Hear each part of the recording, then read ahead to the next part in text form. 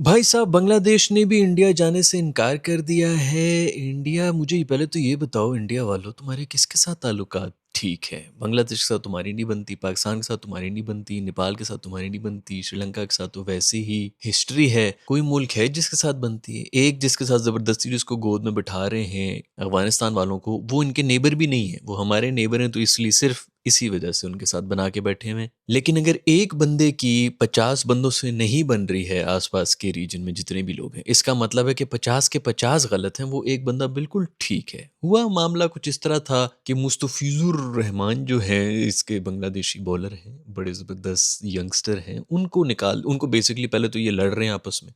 चेन्नई और केकेआर लड़ रहे थे, एक दूसरे की शलवारें खींच रहे थे कि जी मैंने खरीदना है, मैंने खरीदना है। 9 करोड़ से ज़्यादा में उसको खरीद लिया। उसके बाद फिर उसके पॉलिटिकल जो इंडिया के अंदर ठेकेदार बैठे हुए हैं, वो रास्ते में आ गए कि भाई इसको क्यों खरीद लिया है 9 करोड़ रुपए में। तब इनको बेसिकली इसी चीज़ की चढ़ी है कि खुद इनके पास 90 रुपया नहीं होता। 90% अवाम जो है इंडिया की मासूम, जिनके पास 90 रुपया भी नहीं है, उनको कहीं ना कहीं तब तो चढ़ रही होती ना कि चलो अंबानी की बात कर ली, जीडीपी की बात कर ली, मुल्क बहुत आगे जा रहा है, हम तो हमारे पास तो 90 रुपया भी नहीं है दिन का, ये क्यों 9 करोड़ ले गया? तो इसलिए वो तब गए, सड़कों पर आ गए, जलाना शुरू कर दिया। अब बांग्लादेश ने बिल्कुल ठीक बात की है कि भाई हमारे जो हैं वो खिलाड़ी सेफ ही नहीं है इंडिया के अंदर। कौन सेफ है इंडिया के अंदर? टूर्नामेंट क्यों हो रहे हैं फिर इंडिया के अंदर यार? ये कब तक होता रहेगा? पॉलिटिक्स हमेशा से जीतती रहेगी, स्पोर्ट्स हमेशा से हारती रहेगी। गंद भर दिया है, पूरा का पूरा गंद भर दिया है हमारे इंडियन दोस्तों ने। अवाम की बात नहीं मैं कर रहा, अवाम बेचारी मासूम ही होती है, लेकिन जो खूबसूरत पॉलिटिशियंस हैं, वो बिन माँ का बच्चा जो है, जो इस वक्त आईसीसी के भी चेयरमैन बन गया है, गंद कर करके कर। मुझे तो अब इस बात का हो रहा है कि जितने भी ये गोरे हैं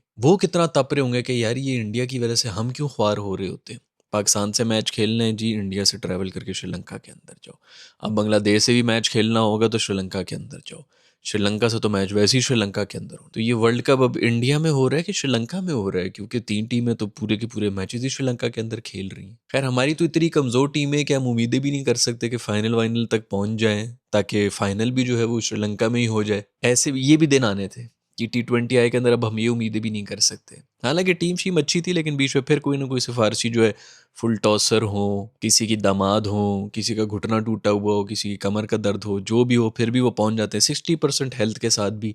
जब टीम के अंदर घुसे हुए हो तो फिर टीम बेसिकली, आपने किसी के हक भी मारे हुए हो ना, तब भी आपको कुछ नहीं मिलता, इसलिए भी टीमें हार रही होती। ये जो इंडिया को आप लोग देख रहे हैं ना कि इतना जीत रहा होता है हर टूर्नामेंट, हर को कह रहा होता है, कोई बॉलों में चिपे लगा दी, इसमें ये कर दिए, फिक्सिंग होगी, पैसा लगा दिया, अंपायर्स खरीद लिए, ये कर लिया, पिचेस अपनी मर्जी की बना दी। ये बहुत बात की बातें हैं। पहली बात यह है कि वहाँ पर मेरिट को इज्जत दी जाती है, जिसका जो हक होता है ना उसको आने देते हैं टीम के अंदर। जब हकदार को उसका हक मिलेगा तो फिर हकदार का हक जो होता है कि उसको वर्ल्ड कप और ट्रॉफियां भी मिले ना। तो जब सारे हकदार लोग जमा हो जाएंगे 11 के 11, तो इसीलिए वो जो है फिर अच्छा, वो अच्छी रन में होते हैं ट्रॉफी के लिए भी। जब औरों का हक मार के टीम में बैठे हुए होंगे लोग, तो उनको कहाँ हक मिलेगा भाई? खैर ये जो हेट मॉन्गरिंग सिखाई है इंडियन लीडर्स ने अपनी आवाम को, जो कि वो चूरन बेच रहे हैं, बड़े अरसे से अब तो बेच रहे हैं, पाकिस्तान था, बांग्लादेश के खिलाफ भी शुरू हो चुके हैं, ये सब कुछ वापस आएगा दोस्तों। मैं भी इधर ही हूँ, आप लोग भी इधर ही हैं। हम देखेंगे कि कैसी ये सारी हेट जो ये कहीं भी ख़त्म नहीं होती। जो चीज़ आप बाहर भेजते हैं वो 10 गुना होके वापस आप पर ही आती है भाई। ये अभी की गवर्नमेंट से पहले पहले तक हमारी भी एंटी पाकिस्तान गवर्नमेंट थी ना, वो हसीना वाजिद जो है, वो मुस्तफिजुर को अगर आपने निकाल दिया है टीम में से, तो उसको रख लो। केकेआर को चाहिए कि उनसे कहें कि आप आके बॉलिंग करा दें, वो भी तो इंडिया में ही छुपा के बैठी हुई है ना भाई। इनके प्लेयर तुम लोग वापस कर रहे हो बांग्लादेश वालों की, इनकी prime minister, ex prime minister भी वापस करो उनको, जो वो मांग रहे हैं उधर छुपा के रखी हुई है। खैर जब वो खूबसूरत हसीना जो है वो थी इनकी प्राइम मिनिस्टर, तो full time anti Pakistan narrative था, लेकिन फिर भी क्रिकेट तो चल रही थी। स्पोर्ट्स को क्यों इन चीज़ों के साथ मिक्स किया जाता है यार? हमारे भी जो है उनके साथ कोई ताल्लुकात उस वक्त नहीं ठीक चल रहे थे। पूरा का पूरा पॉलिटिकल जो एजेंडा था वो यही था कि एंटी पाकिस्तान ही है। फिर भी वो भी यहाँ पे आके मैचेस खेलते थे, हम भी वहाँ पे जाके मैचेस खेल रहे होते थे। ये गंद बला डालने की क्या ये रूंधी हरकतें क्यों शुरू की हुई इंडिया वालों ने? खैर भाई ये होता है प्रेशर, इसी की वजह से ये जो दुबई की लीग होगी, साउथ अफ्रीका की लीग होगी, इसके अंदर जितने भी जो इस वक्त इंडियन ओनर्स आ गए हैं, वो इसीलिए पाकिस्तानी प्लेयर्स को नहीं ले रहे होते, क्योंकि पीछे फिर ये कचरा आवाम जो है वो निकल जाएगी सड़कों के ऊपर और उनके लिए मसले बन जाएंगे। स्पॉन्सर्स जो आए हुए होते हैं, इन टीम्स को स्पॉन्सर कर रहे होते हैं, उनके ब्रांड्स के लिए मसले बन जाते हैं, यार हमारे लिए जो है हमें बॉयकॉट ना कहीं शुरू कर देंगे। इसी घटियापन की वजह से बस गंद फैल गया है। किसी लीग का भी टू बी ऑनेस्ट को मज़ा नहीं आ रहा जो इधर उधर की हो रही होती है। चलो पाकिस्तानी होते हैं, वो पाकिस्तानी के चक्कर में देख तो रहते हैं, लेकिन उसके अलावा ये जो आईएल वगैरह और साउथ अफ्रीका में हो रही है, इंडियन प्लेयर्स वहाँ पे कोई है नहीं, पाकिस्तानी प्लेयर कोई वहाँ पर है नहीं, कौन है, कौन देख रहा है, I don't know. 4 cricketing nation है, उनमें से भी जो है वो 3-4 आपस में जो है वो ट्रैवल ही नहीं करेंगे। खैर अफगानिस्तान तो वैसी गोदी में, अफगानिस्तान के साथ सीरीज भी कौन खेल रहा था, वो उधर ही खेलो यार जिसके साथ भी तुमने दुम्बों के साथ क्रिकेट खेलना है कि उस पर भूसा भर के घोड़े में उठा के भागना है, जो करना है करो भाई, इधर आने की तो की नहीं बनती तुम लोग, तो तुम तो साइड पे हो। इस तरह से एक रीजन था, उसके अंदर भी जो है आपस में हमने उधर ही जाना, उन्होंने इधर नहीं आना, इन्होंने उधर नहीं जाना, सारा का सारा गंद एक ही जगह से शुरू हुआ। खैर भाई आईपीएल के अंदर से आप लोग जो है उनके प्लेयर्स को निकाल रहे हैं, आईपीएल का लोगो जो है वो बांग्लादेशी प्लेयर के ऊपर बना हुआ है, उसको भी चेंज करो। फिर भाई इतनी सेफ्टी कंसर्न्स हैं इंडिया के अंदर, तो क्यों इनको कोई इस किस्म का वर्ल्ड इवेंट दे दिया गया है? मैं तो कहता हूँ कि ये मिक्स होना चाहिए था। बांग्लादेश में कर लेते 2 मैचेस जो हैं वो पाकिस्तान में कर लेते, बाकी मैचेस श्रीलंका में कर लो। खैर अभी ये इनके साथ भी करेंगे क्या? बांग्लादेश वालों के साथ भी ये हाथ मिलाई, मुंह छुपाई, मुंह दिखाई, दूध काजू बादाम वगैरह ये सब कुछ चल रहा होगा इनका, उसके अंदर भी ये तमाशे करेंगे जो पाकिस्तान के साथ कर रहे थे कि उधर नहीं करना। किसी एक नेबर से इनकी सलाम दुआ नहीं है, हर जगह सिर्फ गाल गलोची चल रहा है। चाइना से भी लड़ाई, नेपाल से भी लड़ाई, पाकिस्तान तो ऑफ कोर्स वो तो उसकी वजह से इनकी दुकानें चमक रही होती हैं, पाकिस्तान से भी लड़ाई, बांग्लादेश से भी लड़ाई। नीचे पानी है, शुक्र है पानी बीच में आ गया, श्रीलंका के साथ वहाँ पे भी जरूर कोई कछुए और शार्क मछलियों से इन्होंने लड़ाई रखी हुई हो। पाकिस्तान के सब मैचेस श्रीलंका में होने, बांग्लादेश के सब मैचेस श्रीलंका में होने, श्रीलंका के सब मैचेस श्रीलंका में होने। वर्ल्ड कप भी श्रीलंका में हो रहा है, ये इंडिया और श्रीलंका जॉइंट हो रहा है या श्रीलंका में ही हो रहा है? खैर भाई ये इसी तरह चलता रहेगा। दूसरी तरफ हमारे जो लेजेंड्स हैं, आज मेरा ख्याल में रूफी भाई की टीम का मुकाबला था रिजवान भाई की टीम से, फिर वही हरकतें, फिर वहीं पर उसी तरह वही इनिंग्स खेली है। रिजवान भाई ने भी आके जो एंकर, देखो एंकर जो है ना, पहली बात तो ये एंकर T20I के अंदर 120 स्ट्राइक रेट वाला होता है। एक तो 120 पे ये चल नहीं रहे होते, चल भी ये पूरे 100 की स्ट्राइक रेट पे रहे हैं। दूसरी बात ये कि आज 170 का स्कोर कहीं फंसा था, वो एक ब्राउन जो है वो मार रहा था, रिजवान भाई जो है साइड पे टप्पा टप्पा टप्पा जो है स्ट्राइक रोटेट करके दे रहे थे। 170 करना है यार, कोई 120 25 30 तो है नहीं कि आप 100 की स्ट्राइक रेट के ऊपर चल रहे हैं। एंकर के रूल भी चेंज होते हैं ना जब आपने चेस को ज्यादा करना होता है। आप 120 चेस कर रहे हो, आप बिल्कुल 100 की स्ट्राइक रेट के ऊपर जाएं। आप इवन 140 भी चेस कर रहे हो, ठीक है, आप 100 की स्ट्राइक रेट के ऊपर चले जाएं, दूसरे वाला 115 110 के ऊपर चला जाए। 170 80 के ऊपर आके इनके एंकर जो है रन बॉल चल रहे होते हैं। मत मारो हर बॉल के ऊपर छक्के, दूसरे का 15 बॉल के ऊपर 35 40 बना रहे हैं, तो 15 बॉल के ऊपर 25 रन तो 22 रन ही बना लो यार। फिर वही घटिया इनिंग्स खेल रहे थे, वही ब्राउन की वजह से बचा हुआ था। जैसे ही ब्राउन आउट हुआ उसके बाद दूसरा आउट हुआ, इसने 40 बॉलें खेली हुई है रिजवान ने।